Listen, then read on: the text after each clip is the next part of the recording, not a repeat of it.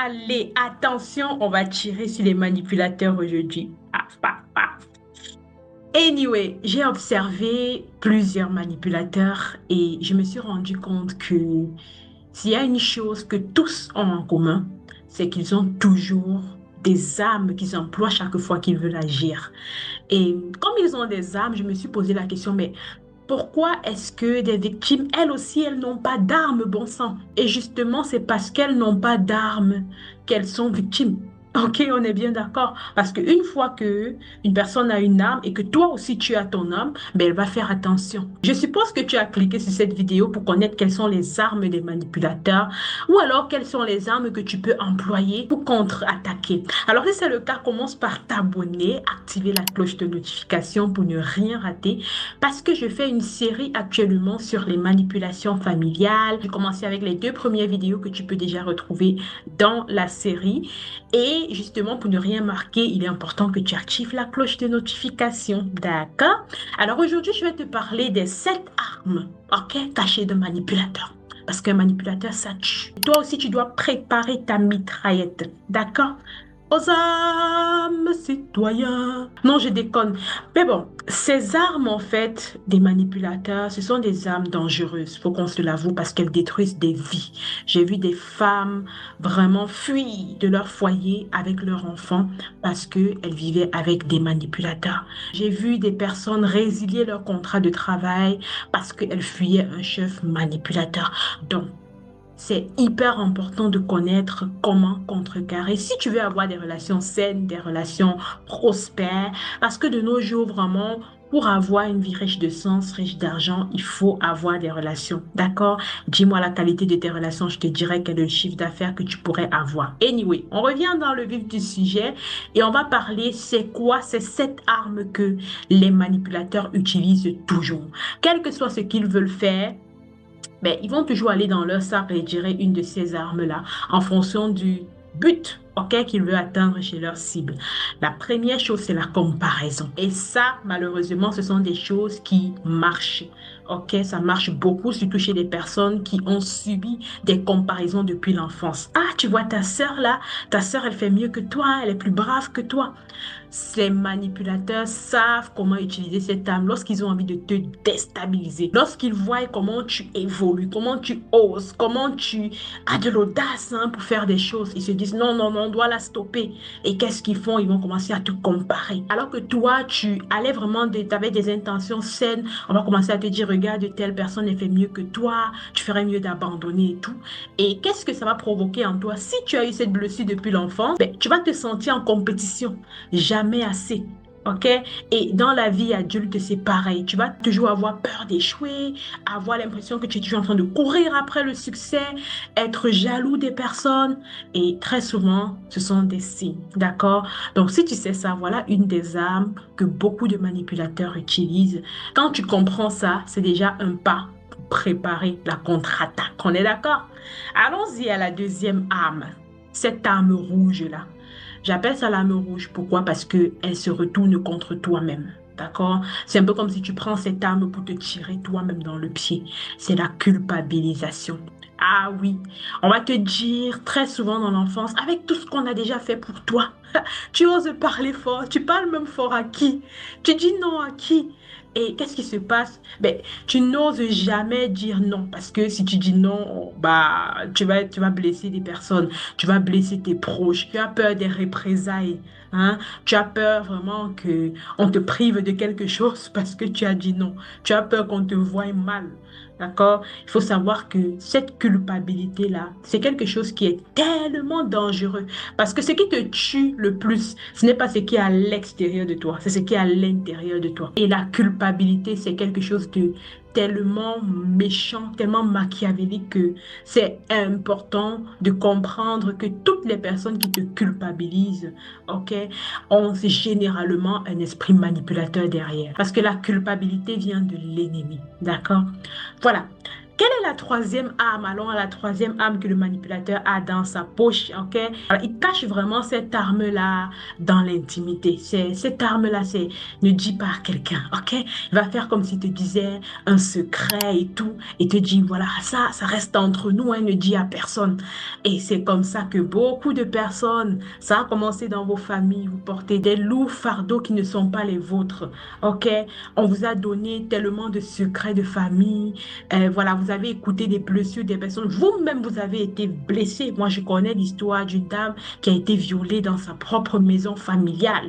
Et lorsqu'elle en parle, à l'âge adulte, on lui dit non, il faut garder ça, c'est en famille, le linge sale se lave en famille et tout. Ce sont ses proches même qui viennent là pour dire non, non, non, ne dis à personne, ça reste entre nous.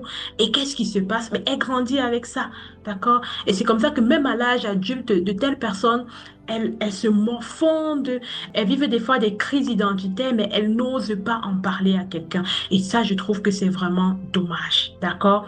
Donc, c'est important vraiment lorsqu'une personne commence déjà à dire, ah, viens, je te dis quelque chose, ne dis à personne. Il faut prendre ça avec beaucoup de pincettes, d'accord? Parce que c'est une arme, une bombe à retardement. Alors, on passe à la quatrième arme, c'est quoi?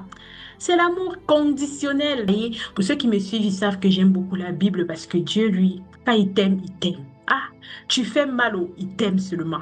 Tout ce qu'il attend, c'est que tu viennes, tu dis, papa, prends-moi comme je suis là. Papa, reconnais, que tu reconnais simplement que voilà, j'ai gaffé ici, prends-moi. OK? Pourtant, d'accord, celui qui veut vous manipuler, il va conditionner votre amour. Ce sera toujours des, si tu m'aimes vraiment, fais ça pour moi. Et très souvent, toujours dans l'enfance, on va te dire, ben, si tu m'aimes, il faut aller me puiser de l'eau. Si tu m'aimes, il faut faire ci. Si tu m'aimes, il faut faire ça. Et très souvent, ça se passe malheureusement toujours dans nos familles parce que tu vas voir des familles où on n'a pas pris l'habitude de dire je t'aime juste de façon inconditionnelle comme ça. On va toujours essayer de prouver, prouver. Qu'est-ce que je peux faire encore pour montrer à cette personne que je t'aime? Alors que souvent, parfois, la personne ne voit même pas. OK? Les gens ont simplement besoin des fois qu'on leur dise qu'on les aime. Les gens ont simplement besoin des fois que, voilà, se sentir aimé pour rien, pas forcément parce qu'on a fait quelque chose. Si tu es avec quelqu'un où la personne a toujours tendance à te demander de donner, donner, donner, donner, sans que toi tu ne reçoives jamais, mais pose-toi la question, est-ce que je suis vraiment au bon endroit? Parce que à l'heure, si là, il y a des factures à payer, la vie est devenue chère. Et si tu dois tout donner, tu vas payer tes factures avec quoi? Anyway. On passe à la cinquième arme, c'est la minimisation. Et ça, c'est une arme que l'ennemi utilise. Je dis l'ennemi, mais en réalité, c'est le manipulateur. OK? Le manipulateur ou le pervers narcissique utilise cette arme-là pour te garder sa proie. OK? Pour que, voilà, tu vives à ses dépens. Pour que tu le voies comme ton Dieu. Chez nous, on dit tu es son Tinda. Donc, tu marches en fait comme cette personne veut, mais toi, tu es derrière, tu ne fous rien. Et qu'est-ce qui se passe? La personne aura toujours tendance à minimiser ce que tu fais. OK? Lorsque tu vas te reprocher la personne d'avoir fait quelque chose, ah, tu exagères, tu te fâches juste pour ça. Rien que ça, comme ça, là, tu te fâches. Et qu'est-ce qui se passe? Ben, tu vas commencer à douter de tes émotions. OK? À douter vraiment de ce que tu penses même. Et c'est comme ça que beaucoup ont peur de parler. Tu dis, prends la parole en public. Ah, ils ont peur. Tu dis, qu'est-ce que tu as besoin? Non, ah, j'ai pas vraiment besoin de quelque chose et ça va. Ils ont peur d'exprimer leurs besoins simplement parce qu'on va leur dire, tu exagères.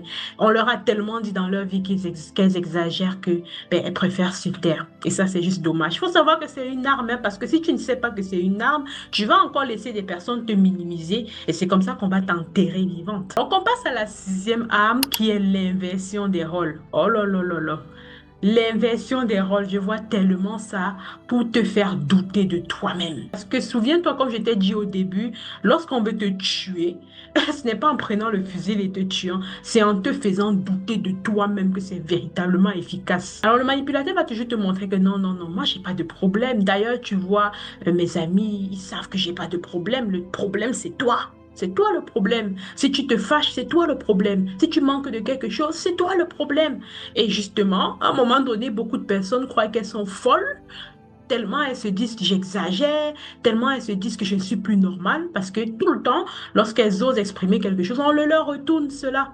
Et ça, c'est un vrai, vrai, vrai danger. Anyway, maintenant, tu connais cette arme-là, d'accord? Septième chose, les menaces déguisées. Une fois de plus, pour t'arrêter, pour te maintenir captive dans la prison.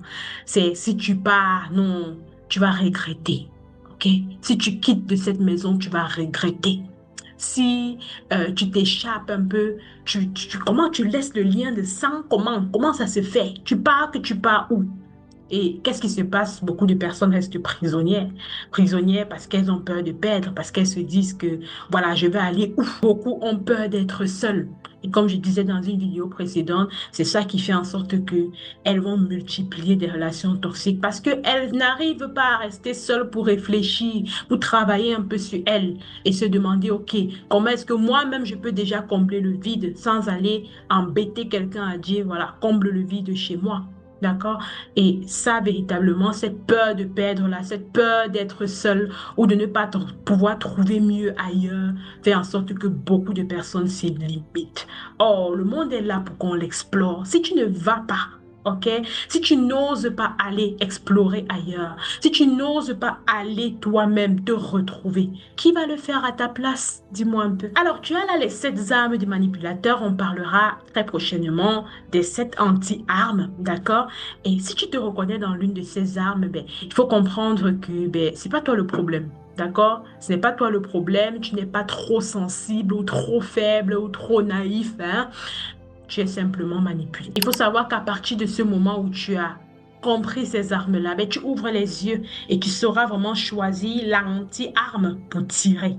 Et pour tirer vraiment de façon efficace. Parce que chaque arme a une puissance, d'accord? Et il est important que l'anti-arme que tu utilises ait également une puissance supérieure pour pouvoir neutraliser l'arme de l'ennemi. Ok, donc abonne-toi. Je crois que si tu as écouté cette vidéo, plus personne ne pourra plus tard, ok, ajouter encore des manipulations supplémentaires sur celles que tu as déjà subies. Donc, dès aujourd'hui, tu prends le pouvoir et c'est toi désormais qui tire.